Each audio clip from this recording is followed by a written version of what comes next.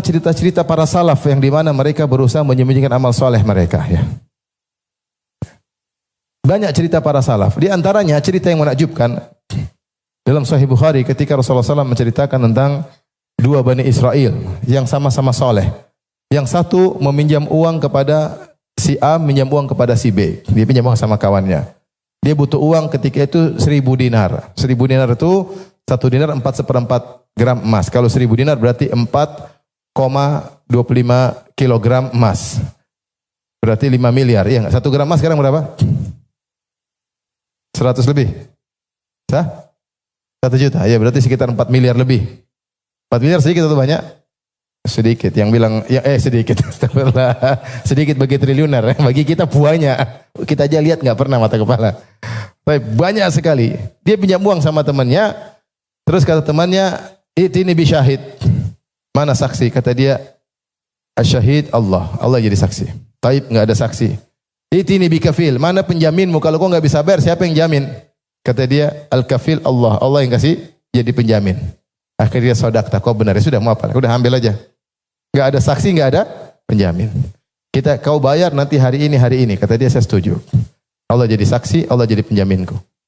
Tapi pada hari waktu pembayaran setelah berapa waktu, maka dia cari kapal untuk pergi ke temannya untuk bayar. Dia rumah mereka berbeda pulau. Maka dia cari kapal.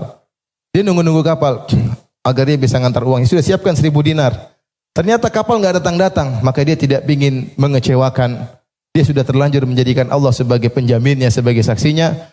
Maka dia bilang, "Ya Allah, ketika dia meminta saksi dariku, aku mengatakan engkau adalah saksiku. Ketika kawanku minta penjamin bagiku, aku bilang engkau adalah penjaminmu. Sekarang aku letakkan uang dalam kayu dan sampaikanlah kepada kawanku." Maka dia ambil kayu, dia bolongin, dia isi uang 1.000 dinar, dia tutup, kemudian taruh di laut. Subhanallah. 4 miliar. Bukan 1 juta. 4 miliar lebih. Lepaskan di laut. Berjalan kayu tersebut. Ternyata kayu tersebut, orang sana sudah nunggu temannya. Ini si fulan mana ini katanya. Mana ini? Dia tahu orangnya soleh, enggak mungkin ingkar janji. Tapi kok enggak datang-datang? Kapal enggak ada. Tiba-tiba ada kayu datang lewat. Allah mengilhamkan dia untuk ambil kayu tersebut.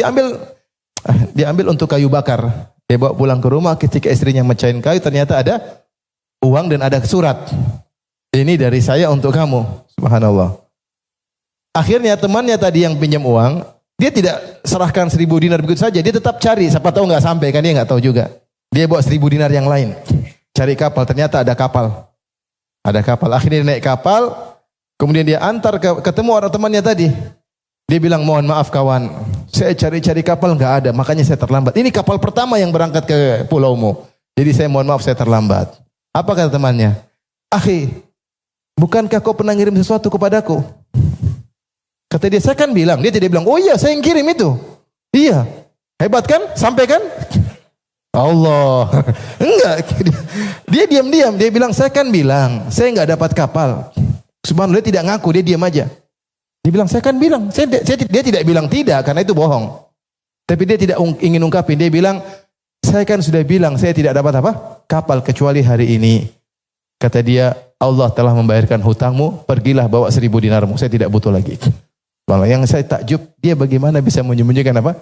Kewaliannya. Dia wali atau tidak? Wali, akhi. Ente kalau taruh uang 1 miliar, hilang. Belok. Masuk ke rumah orang lain. Ini 4 miliar sampai. Dan dia tidak pamer. Lihat saya gini, enggak. Subhanallah. Luar biasa. Ini bagaimana bisa menyembunyikan kewaliannya. Luar biasa. Menakjubkan. Ini dalam Sahih Bukhari. Kisah berikutnya tentang Uwais Al-Qarani, ma'ruf. Khairut tabi'in dalam Sahih Muslim, Uwais Al-Qarani. Sebaik-baik tabi'in, Uwais Al-Qarani. Dia punya ibu, dia berbakti, orang tidak tahu. Dia juga doanya dikabulkan. Dia pernah punya penyakit albino, baros. Tubuhnya putih semua. Kemudian dia berdoa, "Ya Allah, sembuhkanlah aku kecuali qadra maudhi qadra dirham." Ila maudhi qadri dirham. Sekeping dirham di pusarnya, di perutnya, supaya dia selalu ingat dia dulu pernah sakit sehingga dia selalu bersyukur kepada Allah. Taib. Dia orang tidak tahu, dia sembunyikan amal solehnya. Meskipun tidak ada yang tahu, tapi Allah tahu enggak? Allah tahu.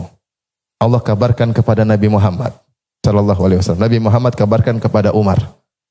Kata Nabi, "Wahai Umar," Nabi ketika masih hidup bilang sama Umar, "Akan datang suatu hari ketika saya sudah meninggal, tambahan pasukan dari negeri Yaman, Amdad ahli Yaman, itu pasukan tambahan. Karena di zaman Umar banyak ekspansi, butuh pasukan dari negeri lain. Akan datang tambahan pasukan dari Yaman. Kalau datang carilah seorang namanya Uwais dari Koron, dari Murad. Dia itu pernah punya ibu dan dia berbakti kepada ibunya. Dan dia pernah punya penyakit dan dia berdoa kepada Allah agar sembuh kecuali seukuran keping dirham. Kalau kau ketemu dia, minta agar dia doakan ampunan buatmu, istighfar buatmu.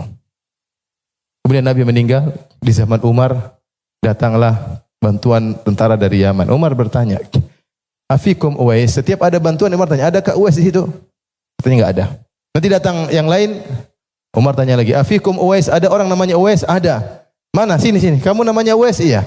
Kamu dari Koron? Iya. Kamu dari Murad? Iya. Dulu kau punya ibu, kau berbakti padanya? Kau tahu? Kau dulu punya penyakit, kemudian kau berdoa sembuh. Kata dia, Amir Mu'minin, dari mana kau tahu?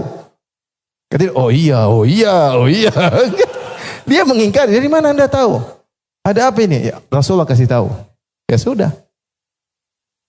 Rasulullah bilang, saya minta agar kau doakan ampunan buat saya. Ajib. Ya. Menakjubkan. Bagaimana seorang bisa menyembunyikan amal solehnya? Yang lebih menakjubkan lagi, seorang menyembunyikan niatnya, nggak ada yang tahu. Kisah Rasulullah bercerita tentang 3 orang zaman dahulu. Yang 3 orang tersebut, orang soleh lagi berjalan, tiba-tiba mereka kehujanan, kemudian mereka masuk goa. Tiba-tiba ada batu jatuh, nutup pintu goa. Kalau mereka tidak keluar, mereka akan kehabisan oksigen, mereka akan mati kelaparan. Maka kata mereka, kita enggak bakalan selamat kecuali ketika kita ini berdoa dengan amal yang paling kita andalkan. Mulai salah satu berdoa. Yang satu berdoa, ya Allah, dulu saya punya orang tua 2, sudah tua. Kebiasaan saya tidak kasih susu kepada anak dan istriku kecuali saya kasih kepada kedua orang tuaku. Pagi maupun petang. Suatu hari saya pulang kemalaman, ya Allah. Dia sampaikan, ya Allah, kecuali saya pulang kemalaman. Kemudian saya bawa susu untuk kedua orang tuaku. Biasanya saya dahulukan kedua orang tuaku baru anak istriku. Ternyata kedua orang tuaku sudah tidur. Maka saya mau bangunkan, enggak enak, mungkin baru tidur. Maka saya tunggu, siapa tahu dia terjaga di tengah malam. Mereka berdua terjaga, saya tinggal kasih susu. Kemudian susu di tanganku. Ternyata Allah mentakdirkan malam itu kedua orang tuanya tidak terjaga kecuali subuh. Makanya yang melaparkan biasa kelaparan tengah. Dia tunggu-tunggu. Wasibyan yataghadawun, sementara anak-anak menangis minta susu. Tapi saya tunggu luar biasa sampai kedua orang tua bangun baru saya kasih. Mana kata dia, ya Allah, kalau amalku ini karena mencari wajahmu, geser mulut goa atau buka pintu goa. Kemudian batu bergeser sedikit, tapi belum bisa keluar. Dia berbakti sama orang tua, kira-kira dia ceritain ke sana sini enggak? Enggak lah.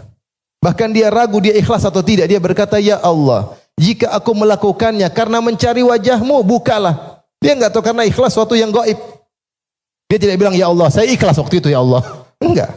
Dia masih bilang, ya Allah, jika saya ikhlas, bukalah pintu gua. Pintu gua bergeser. Hebat. Yang kedua, juga hebat. Dia mengatakan, ya Allah, sungguhnya engkau tahu, saya punya sepupu wanita, saya sangat cinta kepada dia, saya kejar-kejar dia. Kalau ada lelaki sangat cinta kepada seorang wanita, itulah saya kepada wanita tersebut. Saya selalu merayunya dan dia tidak pernah mau. Bayangkan seorang laki-laki kejar wanita, dia ini impiannya, ini cita-citanya wanita ini. Suatu saat tiba-tiba dia datang kepada aku. Kata dia, "Akhi, saya lagi butuh uang sekitar 100 dinar." Kata dia, "Kesempatan. Saya kasih kamu tapi serahkan kehormatanmu kepada aku." Kata dia, "Siap. Yang penting uang mana?" Saya pun kumpulkan uang 100 dinar atau lebih. Kemudian saya hadirkan di hadapan dia. Kemudian dia sudah menyerahkan dirinya. Ketika saya mau gauli, sebagaimana seorang suami menggauli istrinya, tiba-tiba dia berkata, "Ya Abdullah, ittaqillah, wa la tafuddal khatam illa bihaqqih." Wahai Abdullah, wahai hamba Allah, bertakwalah kepada Allah. Jangan kau buka cincin kecuali dengan haknya. Saya pun meninggalkan dia dan dinar-dinar tersebut karena engkau ya Allah. Kemudian dia bilang, ya Allah, kalau saya melakukannya karena engkau, bukalah pintu goa. Pintu goa terbuka. Ini yang kedua, hebat atau tidak? Hebat ya. Ini wanita dia kejar-kejar. Impiannya, cita-citanya. Ente lebih cari cewek apa cari mobil? Mobil apa? Ini perempuan yang dia kejar-kejar. sangat dia cintai, sudah lama dia incar, ketika di depan mata malah ittaqillah, bertakwalah kepada Allah. Selesai, nggak jadi. Subhanallah, nggak jadi. Luar biasa. Dia bilang, ya Allah, kalau aku melakukannya karena Allah, karena engkau bukalah. Terbuka, tapi belum bisa keluar. Yang ketiga ini yang saya luar biasa. Bagaimana bermuamalah hati dengan Allah. Dia bilang, ya Allah, engkau tahu dulu saya punya pekerja. Setelah mereka bekerja, saya kasih gaji semuanya. Kecuali satu orang belum ambil gaji. Dia pun pergi tidak ambil gajinya. Gajinya saya pegang, kemudian saya niatkan. Ini niatnya nggak pernah ngomong sama orang dalam hatinya. Saya niatkan ngolah hartanya ini untuk dia. Akhirnya saya kelola, saya tanam. Akhirnya gajinya ini berubah jadi banyak sapi, banyak kambing, banyak onta. Lama kemudian dia datang. Mungkin entah berapa, 10 tahun atau berapa tahun. Pokoknya lama. Sudah banyak kambing, banyak onta, banyak sapi. Maka dia datang. Dia bilang, bos, mana gajiku dulu? Mana gajiku? Baru datang sekarang. Kataku, itu semua yang kau lihat, kambing-kambing, onta-onta, babi. Kambing, onta-onta, kambing-kambing, sapi-sapi. Saya baru bahas tadi dosa besar memakan babi, makanya ke bawah ya. Saya lagi nulis buku apa? Dosa-dosa besar. Di antaranya memakan babi. Afwan, tadi kelepasan ya. Dia bilang, itu yang kau lihat, kambing-kambing, onta-onta, sapi-sapi, semua milikmu. Kata dia, bos, la tahza' bi, wahai Abdullah, bos, jangan kau ejek saya. Saya tahu gaji saya cuma apa? Sedikit. Jangan ejek saya. Kata dia, benar, itu gajimu semuanya. Benar, iya, itu gajimu semuanya. Dia bawa semua ontanya, bawa kambingnya, bawa sapinya, tidak satu ekor pun disisakan. Tidak ada yang bilang, syukron bos, satu buat kamu, enggak ada, semua dibawa. Itu menyakitkan. Kata dia, ya Allah, jika aku melakukannya karena engkau ya Allah, bukalah pintu goa. Subhanallah. Dia punya niat. Dia tahu, Allah tahu apa? Niatnya. Jadi dia bukan menyembunyikan amal dia, bahkan niatnya dia yang tahu cuma siapa? Allah. Bayangkan. Akhirnya terbukalah pintu goa tersebut. Maksud saya, kita baca di sini seperti ini. Motivasi kita untuk apa? Sembunyikan amal. Karena pahalanya besar. Ketika orang-orang banyak cari muka kepada manusia, kita cari muka sama Allah. Mereka cari muka gimana caranya? Mereka cari muka dengan publish amal soleh. Supaya dipuji, di like, disanjung, di share ke sana kemari. Kita berusaha cari muka kepada Allah dengan menyembunyikan amal soleh.